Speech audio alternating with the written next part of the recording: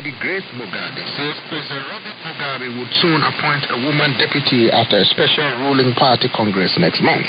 The First Lady also says it would not be wrong for her husband to appoint her as a vice president.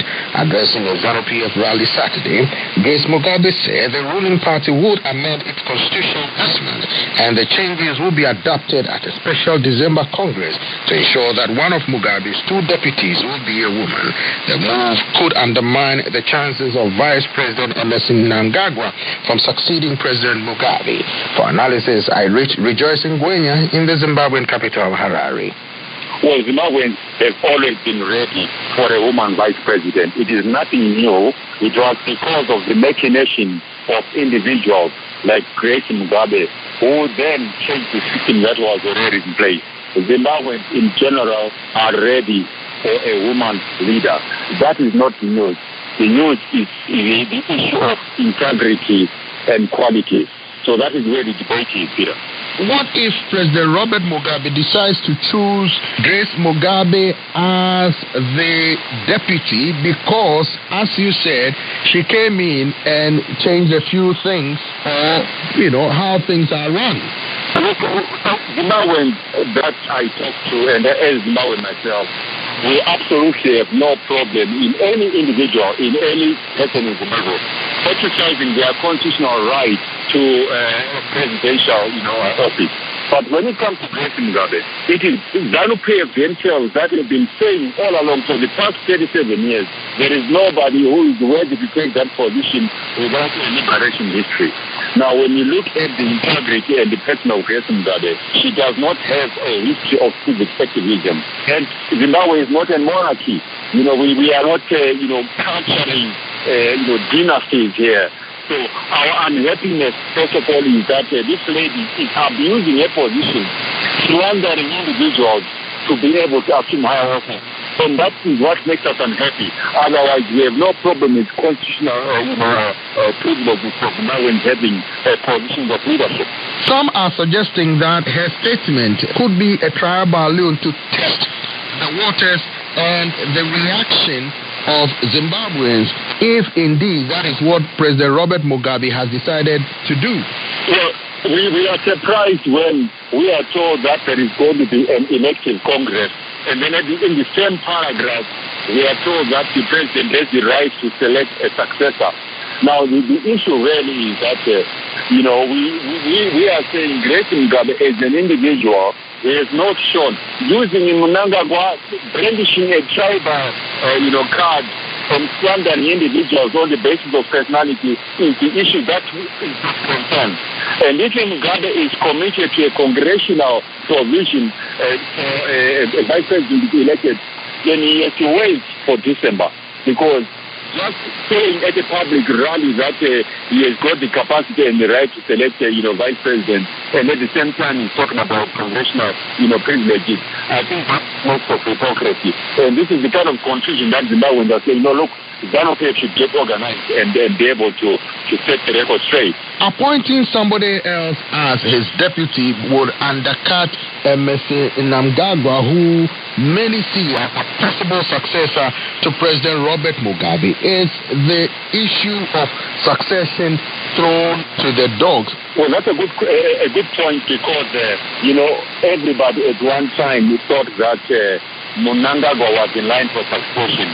This is why the provision I was talking about, the one-third constitution, that created a slot for a woman vice president was in order to accommodate Mnangagwa.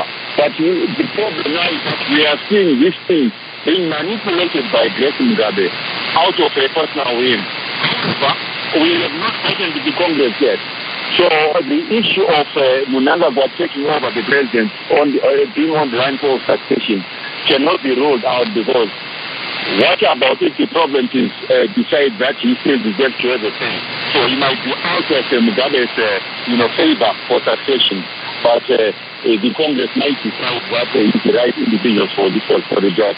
So let us wait for the Congress and forget about the posturing by Mugabe and his wife. Rejoicing Ignis, a Zimbabwean political analyst who spoke with me from Harare. Meanwhile, a Zimbabwean court Saturday ordered a U.S. citizen held in jail while facing allegations of subversion and undermining the authority of President Robert Mugabe. For VOA, Sebastian Mhofu reports from the Zimbabwean capital, Harare. The American citizen Martha O'Donovan, who works for a Zimbabwe online television station, was arrested Friday after police converged on her house with a search warrant during a drone raid. On Saturday, a lower court referred her to the High Court to apply for bail as she was facing a third schedule offense. Obeshawa of the group Zimbabwe Rights for Human Rights is representing O'Donovan. So we'll be approaching the High Court on Monday for bail application. What we then did was to challenge the legality of our client's arrest. We were contending that the arrest was not in compliance with the mandatory provisions of the Constitution, and in particular that the police officers were obligated to inform our client of the reason of arrest at the time that they arrested her, something which they didn't do. Unfortunately, the court was not with us on that particular issue, and as a result, our application was dismissed. According to state documents, police observed tweets from O'Donovan saying a Sikh leader was leading Zimbabweans. The American is denying both charges of subversion and undermining the authority of President Robert Mugabe as baseless and malicious. Sebastian Mhofu for VOA News, Harare.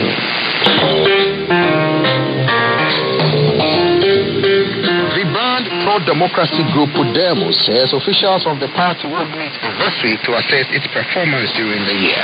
Podemos says high on the agenda of its National General Council meeting will be finding new ways to demand more democratic reforms in the Southern African Kingdom of Swaziland.